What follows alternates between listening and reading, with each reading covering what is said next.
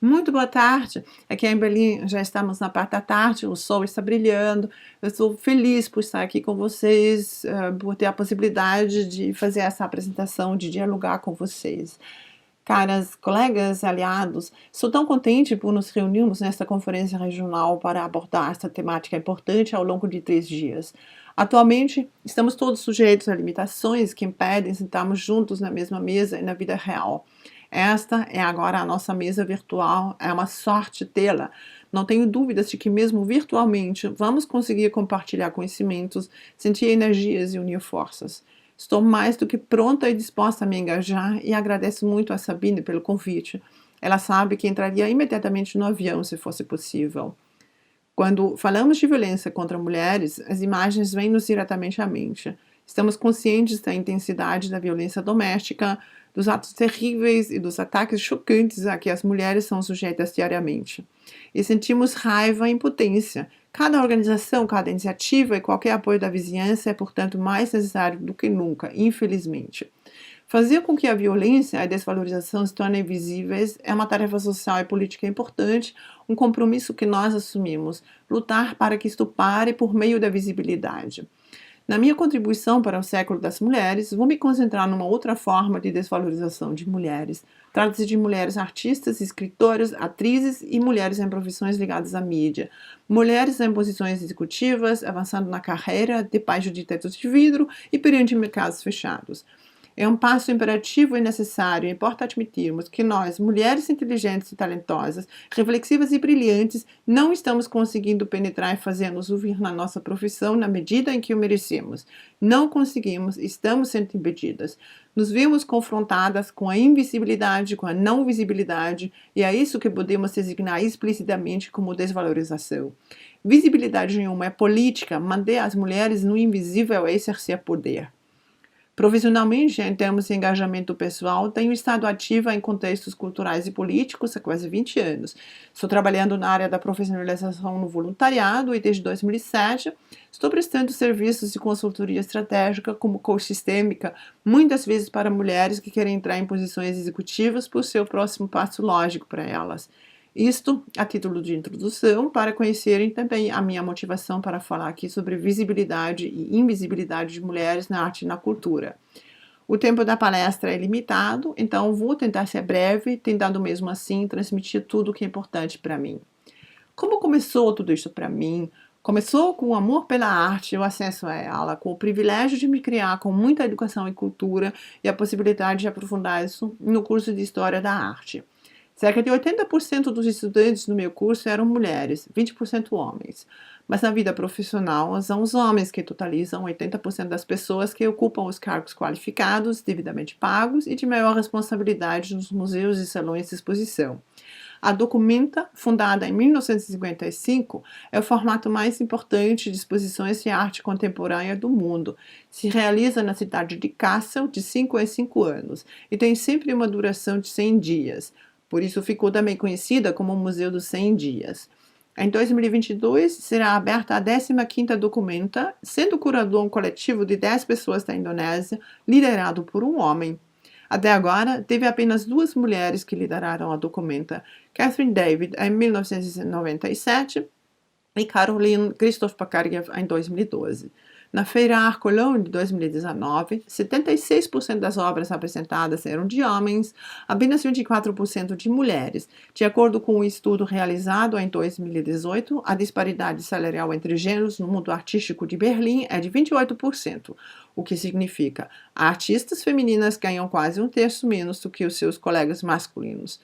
No último fim de semana das galerias de Berlim, em 2020, apenas 30% dos artistas representados eram mulheres. Uma galerista de renome internacional representa mais de 40 artistas masculinos, mas apenas 8 mulheres. Para calcular o preço de uma obra de arte, existe a fórmula altura vezes largura vezes fator artista. O que é o fator artista? Com curso superior concluído, vindo diretamente da Escola Superior de Belas Artes, o fator tem um valor muito baixo. Aumenta no mercado da arte proporcionalmente à quantidade e qualidade de participações em exposições coletivas, exposições individuais em casas renomadas, com a compra de obras por museus e com a participação na Documenta. Pelo que afirmam as proprietárias de galerias, o fator de avaliação é sempre o mesmo, mas a subrepresentação das mulheres no mercado da arte, que acabo de evidenciar com números, significa, evidentemente, que o fator não poderá aumentar na mesma medida em que aumenta para os homens. Quero voltar a falar sobre posições executivas e pergunto: o que significa, afinal, dizer que esses números já nos levam a falar de melhoria?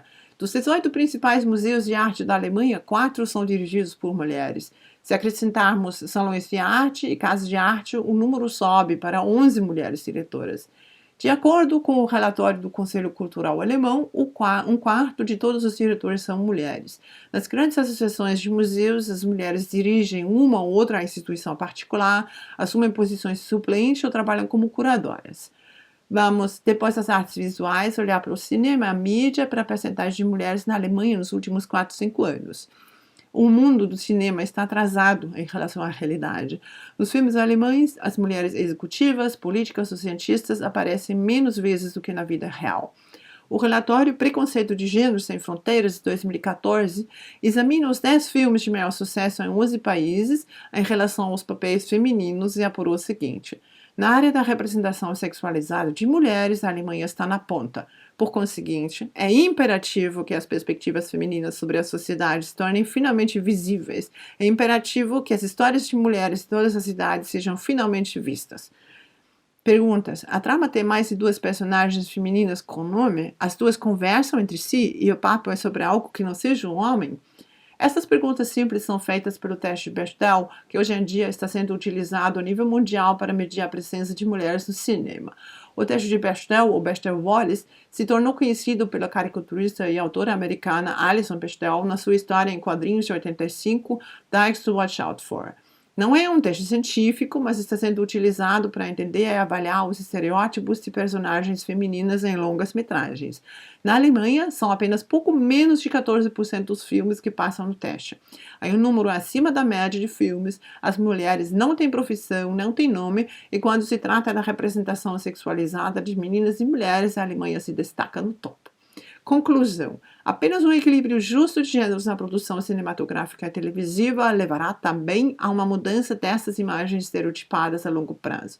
Apenas a partir do momento em que a contratação de obras e a distribuição de fundos acontecer de forma equilibrada e se mulheres e homens participarem em partes iguais na produção de filmes e conteúdos mediáticos, teremos a chance de fazer com que as histórias e perspectivas das mulheres se tornem finalmente visíveis na sua diversidade. A ação coletiva da Associação Alemã Pro-Cota nos filmes é o requisito para a mudança cultural. No primeiro relatório de diversidade da Associação Federal de Realizadores para 2010 a 2013, o percentual de realizadoras femininas de filmes de ficção em horário nobre na TV alemã era de apenas 11%, ou seja, 89% eram de realizadores masculinos.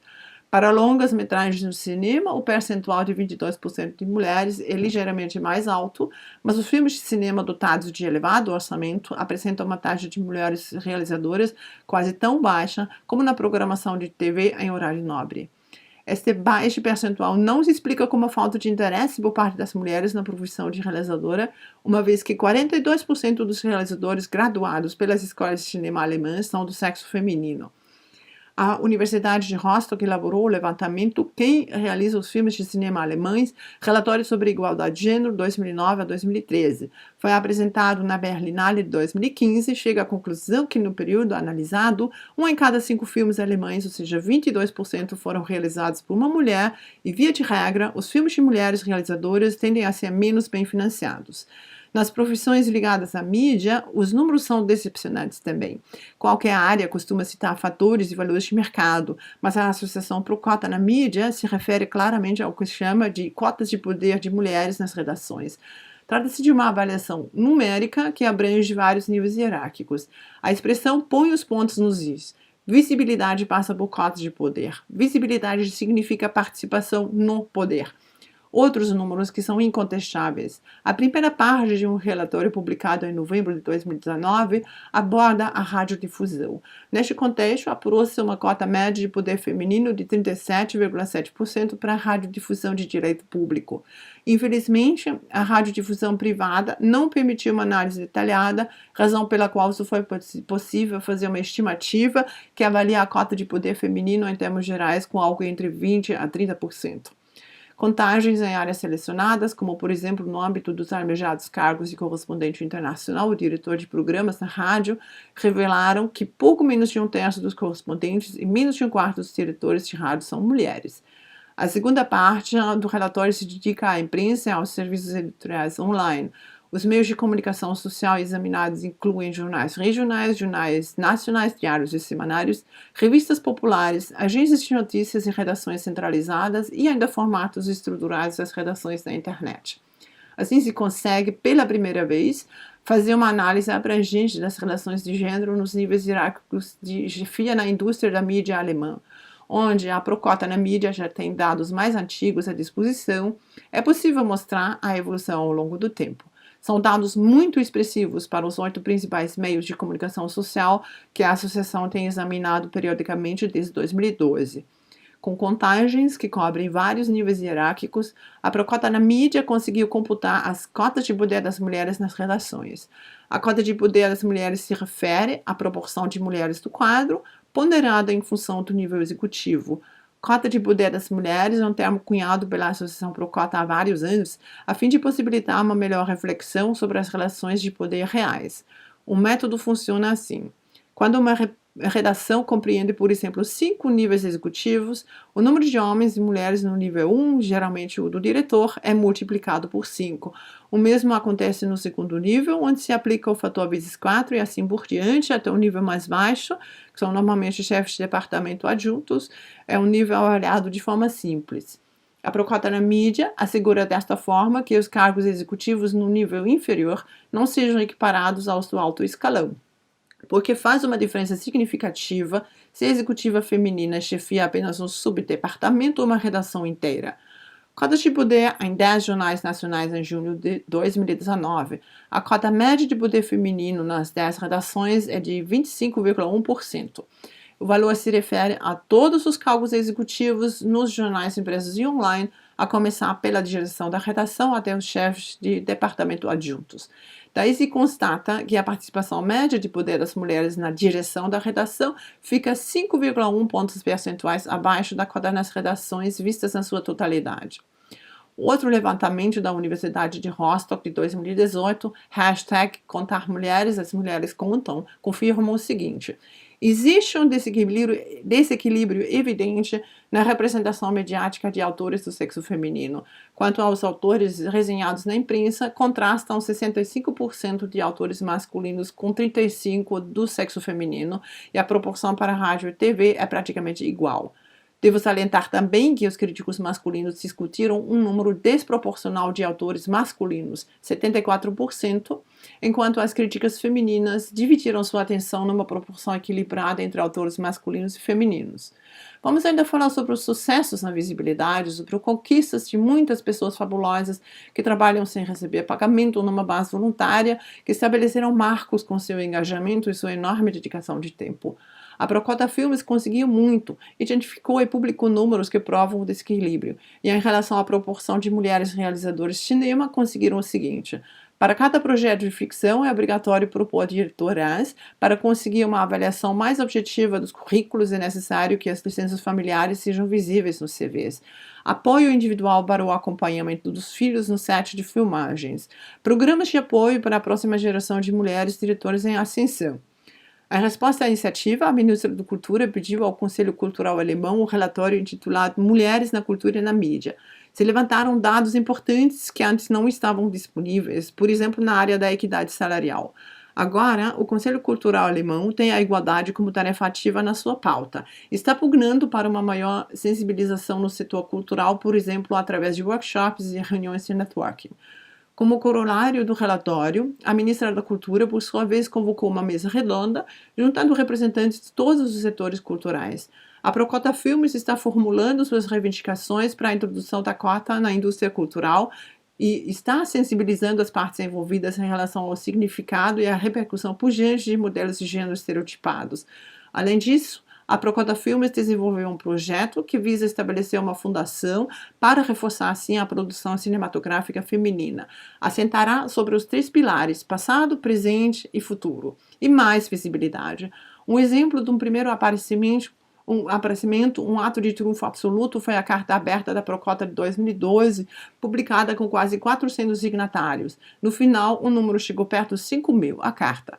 Prezados diretores de redação, as mulheres não são o problema, mas sim a solução. Foi o que reconheceu o recém-convertido editor-chefe do renomado jornal Handelsblatt quando anunciou a introdução da cota de mulheres para cargos executivos na sua redação. Essa medida se exigiria não somente por ser justa, mas também pelo bom senso econômico.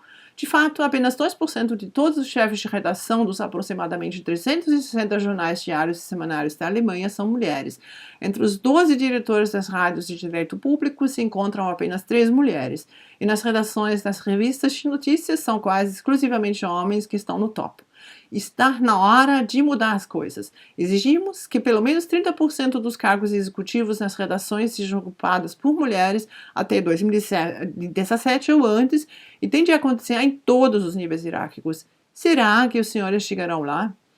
Ficamos no aguardo da sua breve resposta, que gostaríamos de publicar no nosso site atenciosamente. Fim da citação. Aumentar a visibilidade através de alianças e conjugação de forças.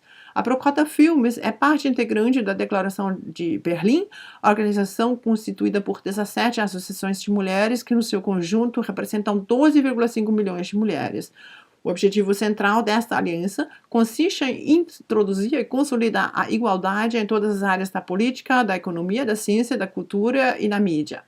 Em 2018, a Associação Procota Direção se transformou na Procota Filmes, pugnando desde então pela igualdade de gênero em 9 artes diferentes. À direção se juntaram ainda fotografia, som, trilha sonora, produção, roteiro e dramaturgia, edição, cenografia, figurinos e atuação. Todas as motivações e movimentos aqui apresentados resumidamente têm algo em comum.